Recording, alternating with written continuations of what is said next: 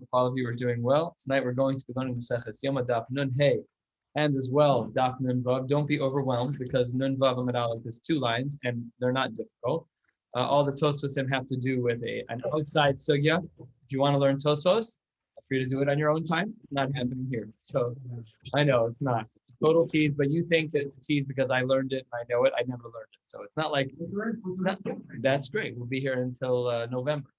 It's a very long Tosfos. So we're going to start at the very last line of Nun Dalid Amud Beis. Only Brera. But in our Gemara, we're not even discussing Rav Meir. We're going to be discussing Rav Yehuda. So our Gemara opens with a line from our Mishnah. Our Mishnah had said that when the Kohen Gadol, if you remember the details, that the Kohen Gadol went into the Kodesh HaKodashim 3 times. He went in with the Torres, the coals in the right hand and the Torres in the left. And Bein Habadim, he would put down the Torres and light the fire. Then he'd come back out. He'd come back in with the Dam HaSa'ir. Then he'd come back out and come back in with the Dam HaPar. So what we're discussing today for the first Amud, for the first blot really, is what the Haza'ah looked like, what the mechanics were, and also what the drashos are that lead us to what we're familiar with in our Yom Kippur Avoda of Achas, Achas ve'achas, Achas v'shtayim. So we know that there was 1 done upwards and 7 downwards. We have to figure out exactly how all of the psukim interplay. So let's get started at the very bottom of Nun Daled and the base. The last line, first word on the line, Natal Sadam, Mimi Shevamari. So the Kohen Gadol would then take the container of blood that someone was stirring in order so that the blood wouldn't congeal. And our Mishnah used the language of matzah. My kimatzah. This is the second time we've seen this sugya before. And the answer is the Gemara. Machli Rabbi Yehuda what is it? Ke menagdana. And what he showed is it's like a whip. That with a whip, you hold the whip high, but the result of the whip is much lower. So what he's saying is that was the motion of Zrika with the fingertip. That's how it was going. It had the shape of it. Rashi here points this out on the top. Kemaka beritzua shemaschem minaktefaim maka holech beor. You start up by your shoulders, and by the time you're done, it's all the way down. Fine.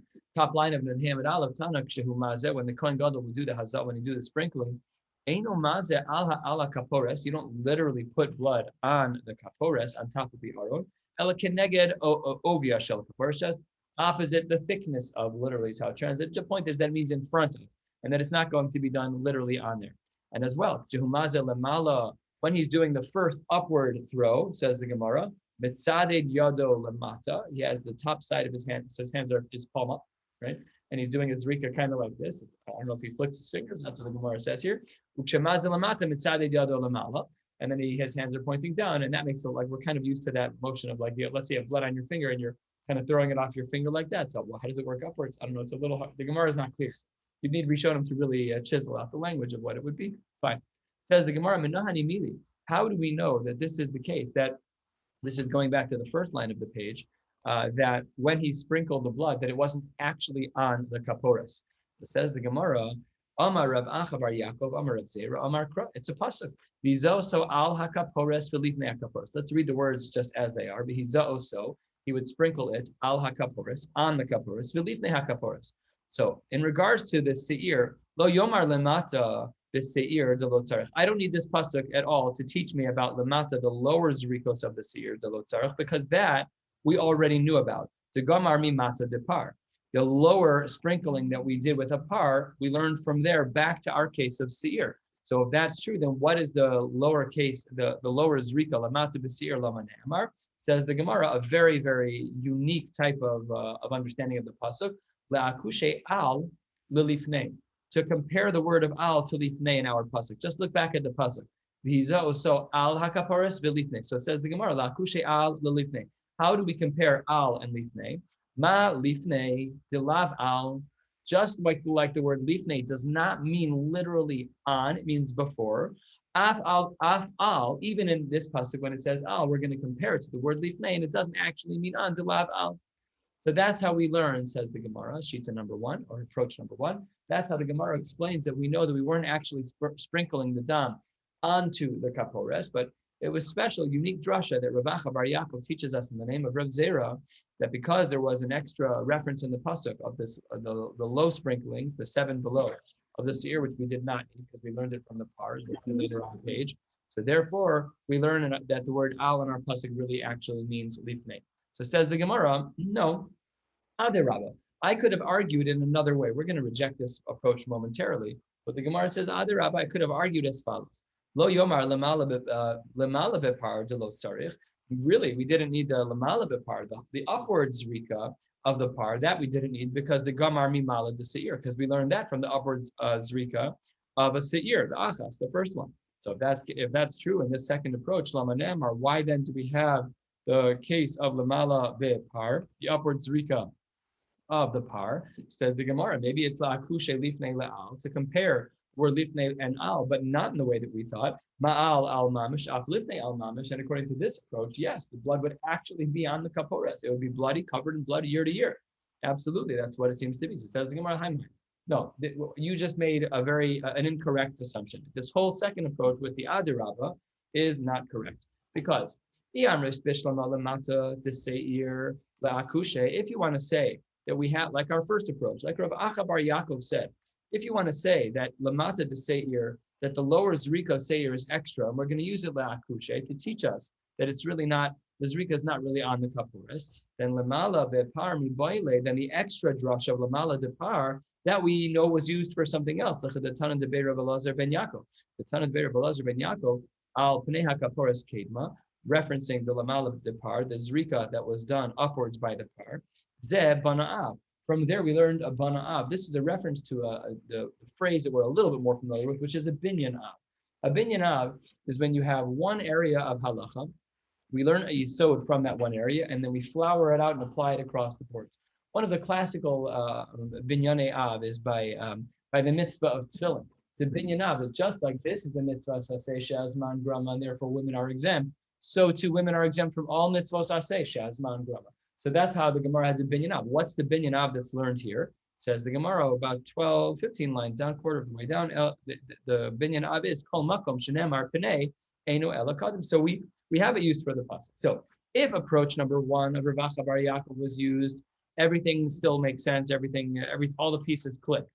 However, says the Gemara, ela iamris lamala de parla akushe. If you say that the extra phrase that we're making a drasha from is lamala depar, and that's what's being used, and really the blood does go on the kaporas, so then we're stuck lamata de seir lamayasa. Then we have an extra unused drasha that has no actual use, and therefore, as we sometimes say in the Gemara, although the Gemara doesn't say this, it's ela machvarta kiddushanina meikar. We go back to answer number one. So let's summarize. Up until now, we're 1/3 of the way down, 2 lines before the wide lines in the Hamad Aleph. And what the Gemara here is going to teach us is that really we know from Rav Acha Bar Yaakov's drasha, we know that the blood was not actually sprinkled on the kapores, it was sprinkled before the kapores, and it's based on a special drasha of how to learn the word al in that pasuk. According to Rav Acha Bar Yaakov, the word al is learned as lifnei, based on, again, as we saw earlier, and that is how that is what the halacha is, and that's the way Nirz Hashem will do this, hopefully b'kara, but that's the way that it works on in the Beis HaMikdash, is that we did not sprinkle the blood actually on the kaporas. That brings us to another story. It just brings us to another part of the Gemara. We're 1/3 of the way down. Tanu Rabbanan, rabbis taught us, v'yizo saw la kaporas v'lifnei kaporas, the pasuk we saw. Lamadnu, we already learned kama lamala b'seir. We know what the upward zrika was, whether it was the seir, it was achas, because what did the pasuk say? V'hiza oso, singular. And therefore, we learned that the zrika, remember we said the hand is upward, and you do one zrika upward. Or is it a finger? It's, again, hard to know exactly what the mechanics are, but we know that there's one upward zrika in regards to the seir. However, says the Gemara, the first long line, lemata b'seir en yodea kama. However, I don't know how many zrikos downward we're supposed to do. So we know it's achas up, and we know the answer. So we can guess it's 7 down. We know the answer. How did we get to the answer of 7 down? It says the Gemara, Hareini done, I'm going to make a kal v'chomer. This is all part of a brisa. So the Gemara is saying, I have a svara to give. The Gemara is going to give 2 svaras, and then we're going to have a very critical hakira to speak out about, almost like how does the Kadosh Baruch Hu want us to think? Like very often we probably have heard about in learning Gemara, that one of the things we're trying to do is get a glimpse into the thinking of a Kadosh Baruch Hu. So we'll see today an interesting hakira of 2 different styles of thinking, and the Gemara is going to paskin for us which one is the appropriate style of thinking.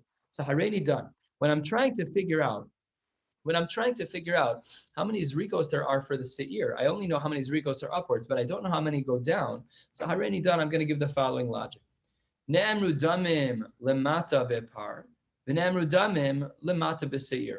We know that it speaks about the zrikos hadam, the lower numbers, like the downward zrikos by the par, and also by the seir.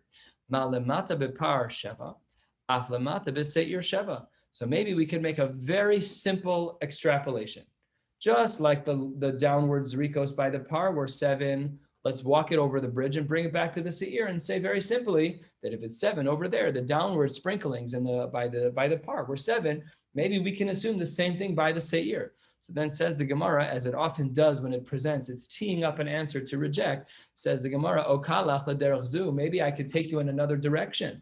What would the other direction be? Well, Namru damim lemala b'seir, v'namru damim lemata b'seir. Instead of going from seir to par, we're just going to look within the same animal, seir to seir, but a different type of zrika. And then the Gemara says, maybe we could have argued that malamala b'seir achas, aflamata b'seir achas. Maybe we should assume that there's only one up and one down. So then says the Gemara, this is where we're 4 lines into the wide lines halfway down. So here are the 2 sides of the Chakira. Here's side number 1. Here's what we don't know. We don't know how many downward zrikos there are from a seir. There's 2 possible directions to learn from. We could learn from another animal that has downward zrikos, which is the par. And just like that one has 7, so too seir should have 7. Right? We're comparing animal to animal of the same zrika. Or, and here is the variation of thinking, maybe the Gemara says, maybe we shouldn't be looking at another animal. Maybe we should be comparing a different type of zrika within the same animal. These are the 2 styles of thinking. So style of thinking number 1 is, well, they're both lamata, they're both downward zrikos. So because they're both downward, I want to compare something that's another downward zrika. So I have to leave my animal here. I can't learn from seir. Don't have the information. I'll go to par. So we're comparing lamata to lamata. Good, but in different animals. Or do we say, no, you don't go to par, stay in the same animal, and therefore, just like the upper zrika is only 1, the lower zrika should also only be 1. So that's what the Gemara says, and we don't know which one's right. Nira lemidome, 4 lines into the wide lines, halfway down. Last words on the line there. Nira lemidome, we don't know which one's right. There's 2 approaches. Danen mata mimata. Do we say that we need to look at the zrikos, the similar style of zrikos, in that they're both lower zrikos, they're both downward zrikos? But the ain danen mata milamala. But you can't stay within a seir and say the lamata zrika is similar to the lamala zrika.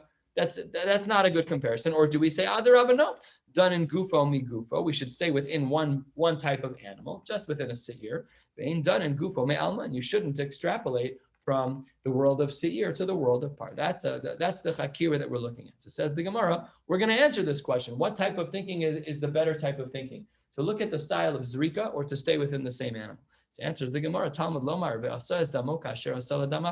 we should make its blood just like we make the blood of the par.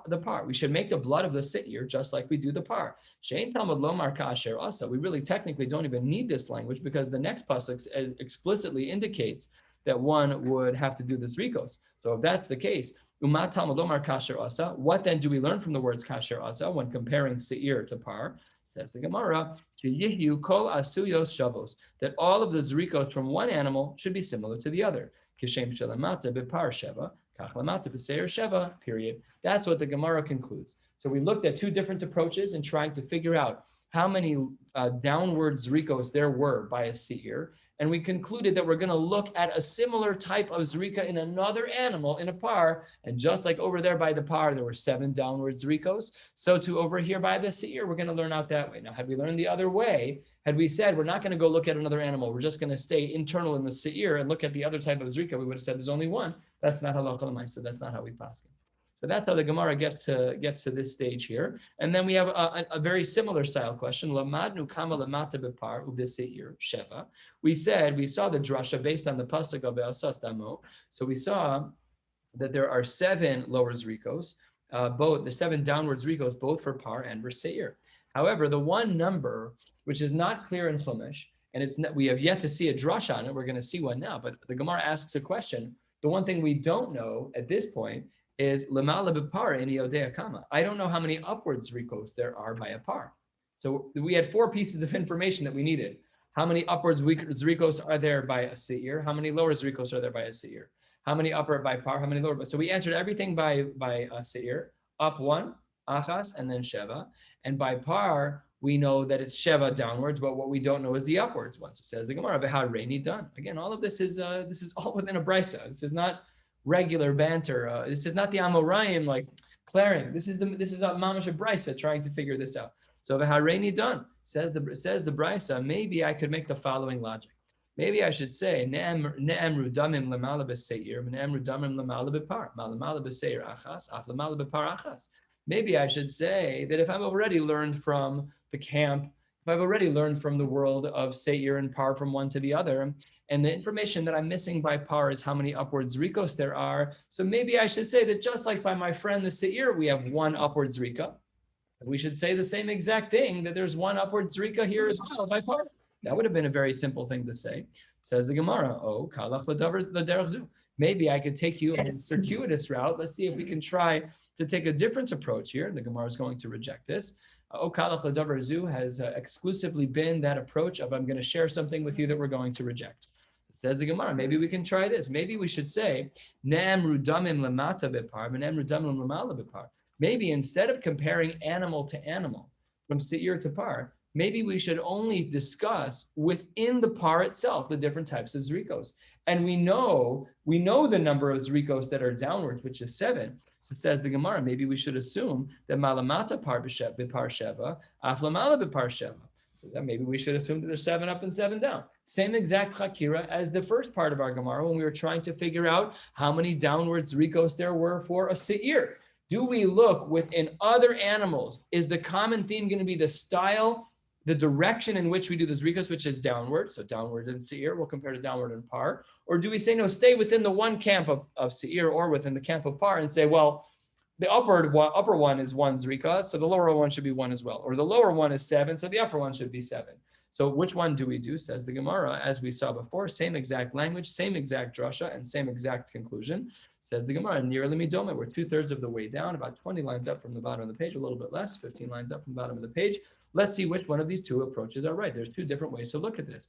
Do we say done in maila mi maila? We look at the style in which the zrika is done, both upwards, and we're going to learn from seir to par, but they ain't done in maila mi mata. But we don't look within the par and say that you're going to learn the maila, the upwards zrikos, from the number of lower zrikos, downwards zrikos. Or do we say adarabba? No, that's not correct. That done in gufo mi gufo, bein done in gufo be'alma. Maybe we should stay within the same animal. We should look at the par, and just like there were 7 zrikos downwards, so too they should do 7 zrikos upwards. So says the Gemara, Talmud Omar. Because of that, we have a drasha. It's the same pasuk as we saw before. You have to make the blood the same way. So those words are extra because there's another pasuk that teaches us about the zrikos. However, so what do we learn from those words? Says the Gemara, that all of the zrikos of the seir and the par in the Kodesh HaKodashim by the Kohen Gadol on Yom Kippur need to be identical in 2 ways. Just like there are 7 downward zrikos by par, there are 7 downward zrikos by the seir. And as well, that brings us to the end of sugya number 1 for today. So in short, the basic conclusion is, like we all probably were already familiar with, that both the seir and the par, when the Kohen Gadol is doing the zrikos, so he will do those zrikos 1 up, 7 down. And we're going to discuss some of the nuances there right now, but in regards to like how the actual counting took place. But that is how the Gemara makes its structures. Yes. But it's the pasuk in the Torah that says which way you go up and which way you go down. It doesn't say how many. It doesn't say 7 up. It doesn't?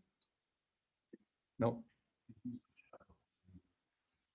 No, but that's only by one of the animals. It doesn't say it by the other. So therefore, we make a drasha from one to the other.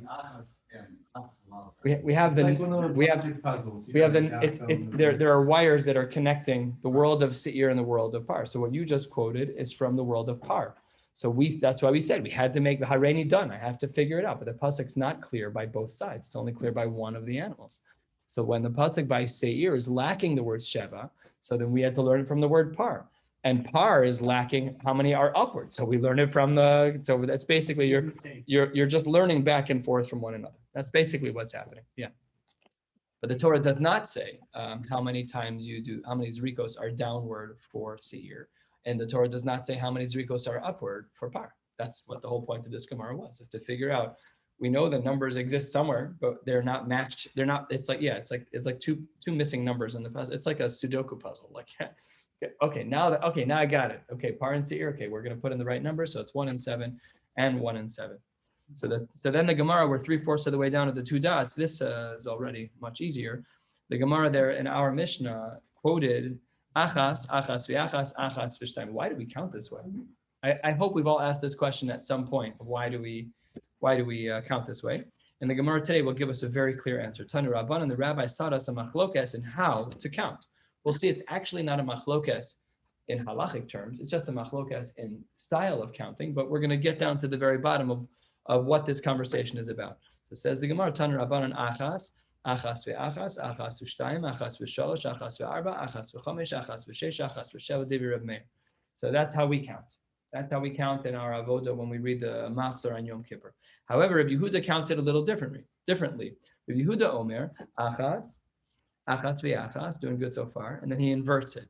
Shtayim ve'achas, shalosh ve'achas, arba ve'achas, chamesh ve'achas, shesh ve'achas, sheva ve'achas.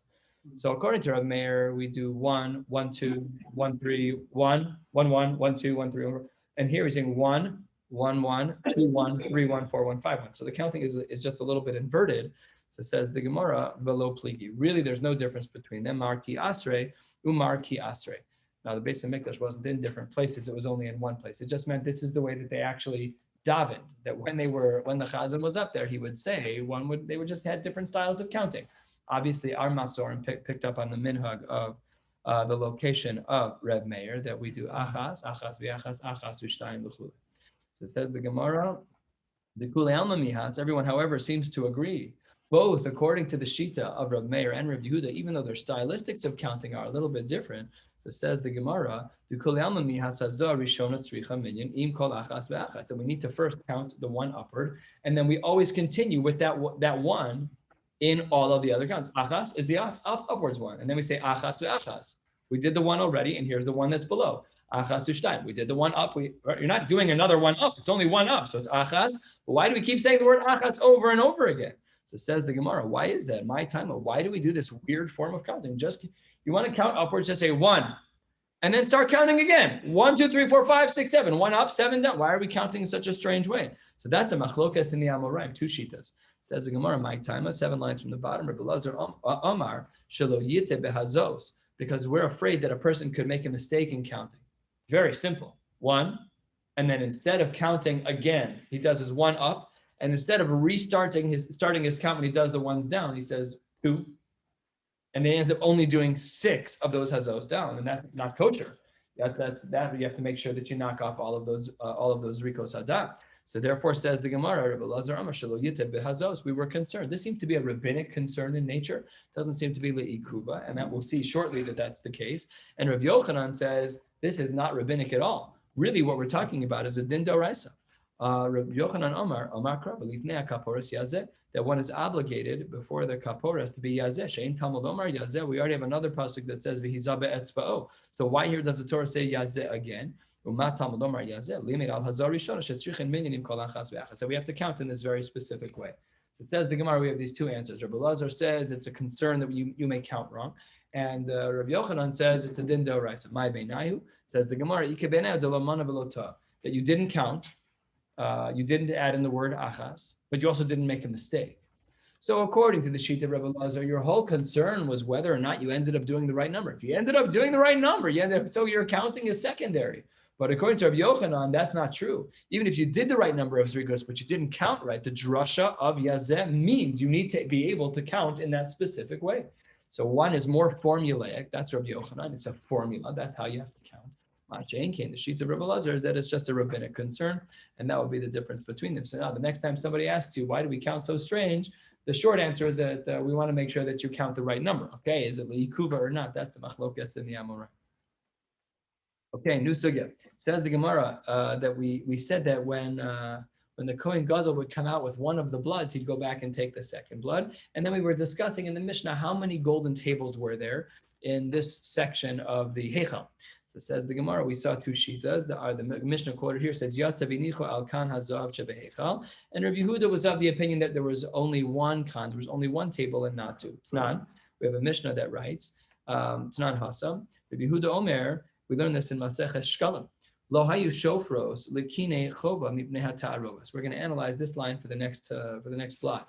So this line of Rabbi Yochanan, of Rabbi Yehuda, is of the opinion that while there were many different collection pots in the Beis Hamikdash, and they were referred to as shofaros because they were narrower at the top and wider at the bottom, it prevented people from trying to pickpocket the Beis Hamikdash. So says the Gemara, there was never one for kinei chova. Why not? What was Rabbi Yehuda concerned about? Why is it that he said that these shofaros, that there was no shofar for kinei chova? So says the Gemara, what we were concerned about is mixing up the monies for a kinei chova and kinei nadava. Now that's not stam. That's because kinei chova is both a chatas and an ola, but kinei nadava are all olas. And if you mix up those two animals, you're in big trouble. Then it's all the sreifa. You have to burn up all the animals. So therefore, says the Gemara, in the name of Rav Yosef, explaining Rabbi Yehuda, the reason there was no shofar, the reason why there was no shofar for kinei chova was because we were afraid that it was going to get mixed up with voluntary offerings. Amar le Abaye, I don't understand. So just take a piece of paper. My kids did a little lemonade stand today. They put a piece of paper on there that said $1 for a cup. It's the best business model ever. I pay for the lemonade and they get all of the proceeds. That's the best business model that Israel has ever come up with. But just put a sign there. So says the Gemara, Abaye says, Amar Abaye, V'nave tray. Why can't you have two? You have two shofaros. One of them says chova, and one of them says, you can read. We're a very literate people. V'navi tray, v'nichtov alayhu, hide the chova, v'hide the nadava. What's the problem? It's very strange. Why is it that Rabbi Yehuda would not entertain the possibility of just writing on the box, this one is for X and that one is for Y? Go look on the bima by Purim. You can decide what it is that you wanna give to. So says the Gemara, last two words on Nun Hey Amud Aleph, Rabbi Yehuda, turning to the top of Nun Hey Amud Beis, Rabbi Yehuda less like Ksiva. No, Rabbi Yehuda, he won't rely on Ksiva. He won't rely on the fact that there's a sign there that says this one's for Nadava and this one is for Chova. Where do we learn this from? Says the Gemara, a brilliant Mari Makom, our Mishnah. What did our Mishnah say? There can't be two tables outside of the Kodesh. Says the Gemara, that's not. Rabbi Yehuda Omer, lo hayasham elakan echad bilvad. Says the Gemara, trey my time alo. Why couldn't it be that there were two tables? Mishum de michlefeh, because you'll make a mistake. Why would you make a mistake? The Navi tray, there can be two tables. V'lichtov alayhu, hide the par, hide the sawyer. Right, there's two tables. One of them says, Kohen Gadol, please put the blood of the par here. The other one says, please put the blood of the seer. It's so easy. So says the Gemara, no. Ela Rabbi Yehuda, less like Siva. He does not rely on the writing. It's going to be an overwhelming day for the Kohen. And if you look at the top Rashi, he gives this away as well. The top Rashi on the page says, less like Siva, in Somchan al-Kach, the Zimnin delava daite li'iyune v'ksava. The Kohen Gadol, things are moving in such quick succession. He's exhausted. It's a lot of schlepping. He's not allowed to have anybody help him. It's just very busy. And the fact that one table says this blood of the par goes here and the blood of the seir goes here, it's not a reliable. That's not good enough. So then says the Gemara, 5 lines down, Meisive, hold on one second. That's not true, Rabbi Yehuda, because we know that you allow for writing. Where did we see that Rabbi Yehuda allowed for writing? Meisive, we learned as well in Maseches Shkalim. We know that there were 13 shofaros, not shofaros in like Tkiya, but shofaros, and as mentioned, the narrow at the top, widening at the bottom, tzedakah cans, Hayub Mikdash, Kasuv Aleihan, and it was written on them. Tikalan Chadatin with Tikalan Atika, and one of them said it's for the new coins for the Machzis HaShekel with Tikalan Atika, and we'll see what all of these things are. The Kenan for birds, V'Godel Ola, V'Eitzim for wood, Ulevona for frankincense, Uzav Kapores, V'Shisha L'Nadava. So what were all of these? So the Mishnah there articulated and quoted here again, almost halfway down on Nun Hey Amud Beis, Tikalan Chadatin Elu Shkalim Shel Kol Shana V'Shana. This was when people had the mitzvah of Machzis HaShekel. To call an atikin, what about the old ones? That's for people who were in arrears. They forgot to pay last year. So you have to pay 2021. You have to pay for 2020 if you forgot to pay. Keenan, hain torn. This is a certain type of bird. They were doves. Goes le ola hin benayon, a certain type of pigeons. V'kulan olos divrei Rabbi Yehuda. How do we know that this mission is Rabbi Yehuda? It doesn't say that it's Rabbi Yehuda, but it does say that kulan olos. What did we say about Rabbi Yehuda's first comment when we started? We said that there were no kinei chova. What are kinei chova? Chatas and ola. If all of these animals are olos, that means we're talking about the sheet of Rabbi Yehuda. And if we're talking about the sheet of Rabbi Yehuda, then this Mishnah shows us that writing is allowed, that we do rely on writing. So then says the Gemara, Ki asa Rav Dimi, then he has to now explain, why then did Rabbi Yehuda not want to have a shofar for the sake of Kinei Chatas, for Kinei Chova? What was he concerned about? So Amre, but Ma'arava, a little more than halfway down, Gzeira Mishum Chatat Shemesu Be'aleha.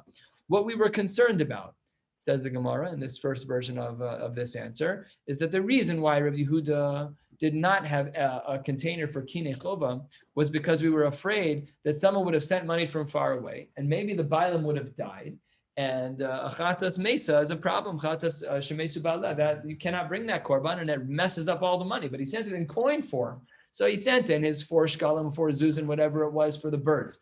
And then it got mixed into the pile of Kinei Chova, and then the guy died wherever he lives. So that messes up the whole pile. Says the Gemara, Michai Shinan, we're not concerned about some guy randomly dying out of the blue. You got to have some context. We have a mufurish mari makom that we are not concerned about people just dying out of the blue. So says the Gemara, no. The reason why Rabbi Yehuda didn't allow for a container to collect for Kinei Chova is because we knew that someone died. Okay, so then if you knew the person died, take his coins out. V'nivror arba zuze. If you know he died, so each bird is two zuz. So he gave for Kinei Chova 2 birds, 4 zuz. Take 4 zuz out. V'nivror arba zuze. V'nishte b'maya v'hanach nishtaru. Throw him into the Yam HaMelech. Everything's going to be fine. So says the Gemara, you can't do that. Why? Because Rabbi Yehuda was of the opinion, Rabbi Yehuda, less le brera. I think this is our 4th time seeing this sugya in Shas, maybe 5. We've seen it a bunch of times. A brera, of course, not of course, nothing of course about brera. Brera is where we retroactively look at monies and determine what they were. It's not only about money, but in this case, it's about money. So what we're doing is we're pulling out 4 coins and saying, we know that person died. Take out these 4 coins. How do you know these are his 4 coins? So Rabbi Yehuda says you can't look backwards in time and say, we get to decide which coins belong. No, we don't get to do that. So that's what Rabbi Yehuda holds, is Rabbi Yehuda is less le brera. So the case that we're talking about is where we know that the person died, and therefore it ruins everything else, because less le brera. Therefore, Rabbi Yehuda was of the opinion that you are not allowed to collect money for Kinei Chova. Okay? Says the Gemara Minallah. How do we know that Rabbi Yehuda did not hold of brera? If you want to say it's mehadetz nan from the following Mishnah, the following Mishnah is in Maseches Gittin, and it writes as follows: Halokeach yain mibein kusim. A person takes wine from kusim, from people who are not trustworthy to tithe. Erev Shabbos simcha shecha, and it's so close to Shabbos mamish that you don't have time to fix anything. So what do? You have no time to do any ma'isa, but you can say the following line. Omer, you can stand up, the Omer, and say Shnei lugin shani asid lahafrish harehin truma. I can say, I'm going to drink now. I'll leave over a little bit for later, and all will be fine. So says the Gemara, how did it play out? Asara, let's assume the barrel had 100. Asara, the 10% there is Ma'aser Rishon. What's left? 100 minus 10. You gave off Ma'aser Rishon. There's 90 left. What's 10% of that? 9. So that's Tisha Ma'aser Sheni. Umecha v'shosa miyah adiri Reb Meir. So Rav Meir had no problem with brera. Rav Meir said, great, drink up. That's great. There's no reason why you can't drink up. Whatever's left over, you'll give over as the appropriate tithe, but nothing to worry about. But as we turn to the top of Nunvav Amud Beis, so then we see Rav Yehuda's opinion. Rav Yehuda, Rav Yossi, Rav Shimon, Osrin.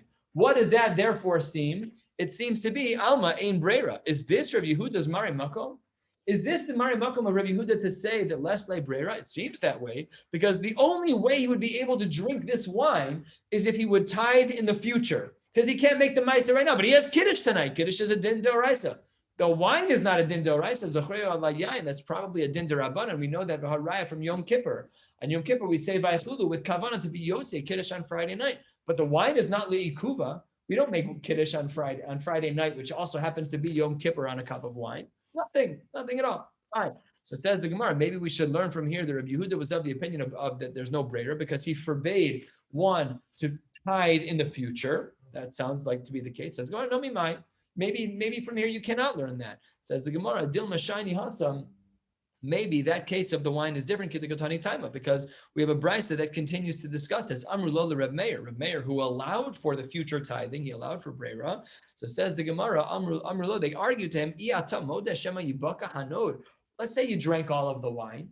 right? You drank most of the wine. You set aside a little bit for your tithe, and then Yibaka Hanod. Then the jug holding the barrel cracks open, and now you can't give the tithe that you wanted to give because it's le'ibud. It all got ruined.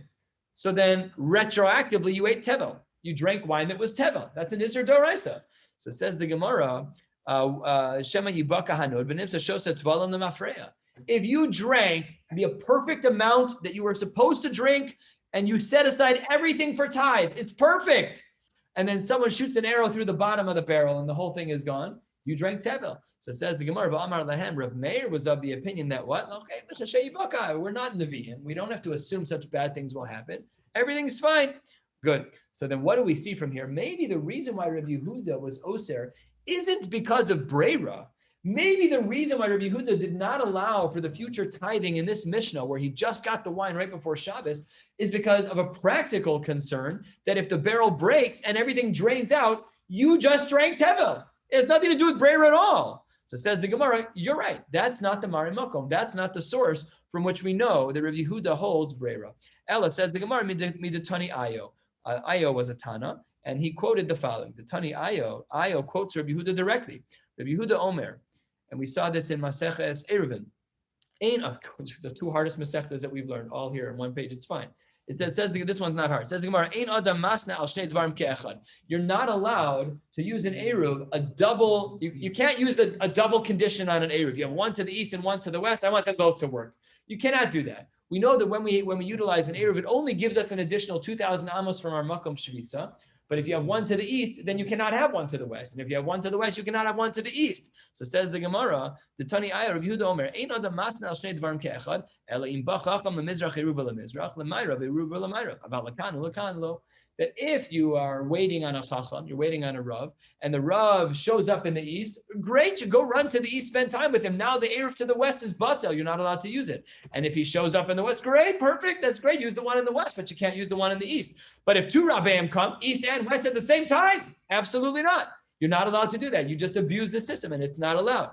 The Havinan, but when we analyze it, really, the Gemara has such a great question, third of the way down. Why is it that we say that when it's the east and west side, that you're trying to burn the system, you're trying to abuse the system? We say, no, because in Breira, you can't, we don't know what's going to happen. You can't just choose like randomly. They don't both work. So the same should be true. You still don't know when you make the Eruv what the future is going to hold. So says the Gemara, a crazy response. You're right. You're absolutely right.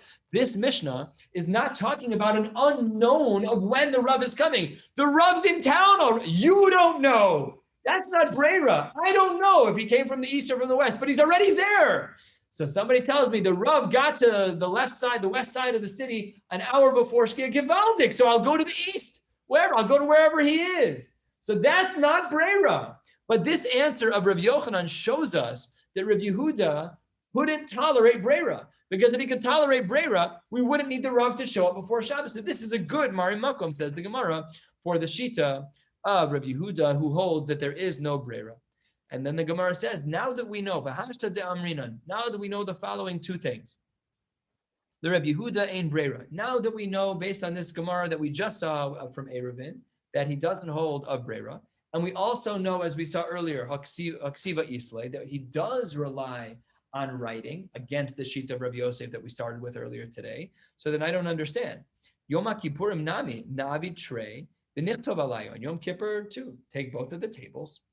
On one of them write the blood for the par, and on one of them write the blood for the seir. Why are we not doing that?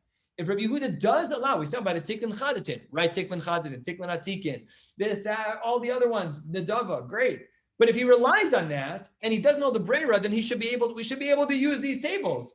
And there should be two tables and not one. Says the Gemara, nope, we don't rely on the Kohen Gadol. I rely on Ksiva in general, says Rabbi Yehuda, but not on Yom Kippur, Mishum Chulsha the Kohen Gadol Lavadaite. He's going to be totally overwhelmed. It's a crazy day. His kavanas have to be perfect. Otherwise, he dies. He's got a lot going on. He's going to read a little sticker that says, please put the blood of the seir here. No, only one table. If you don't say this, that we're concerned about chulsha the Kohen Gadol, then below ksiva nami, hai nafesh v'hai zutar. One is larger than the other. So we should be able to tell the difference between the tables or between the jugs, whatever it is. There's a lot of blood for the par and not so much blood for the seir. Maybe you'll say, no, he didn't take all of the blood. Maybe he only took some of the blood, so the amounts of blood look the same. That's not allowed. Halfway down, it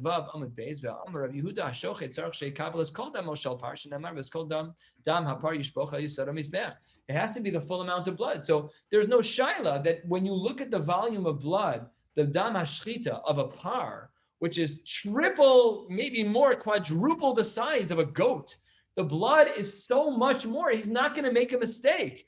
So it says the Gemara, and maybe another possibility, maybe some spilled out, and now it looks like the same amount, but the blood coloring is different. Says the Gemara, the blood of the seir is a lighter color red, but the blood of the par is a darker. This is a darker color red. No matter what, he should be able to tell the difference between the two tables. Must therefore be chulsha the kohen gadol lavadaite. It must be that in this case that he is that we are concerned about the kohen gadol, and therefore halchanami mishum chulsha the kohen gadol lavadaite. That's why we don't allow for two tables. Just one quick story. With this we'll end. Hahu denachis kamid de Rava. There was a person who was in front of Rava. The Meforshim explained that he was davening for the Amud on Yom Kippur, and when he was davening, he said something strange during the avod of the korban.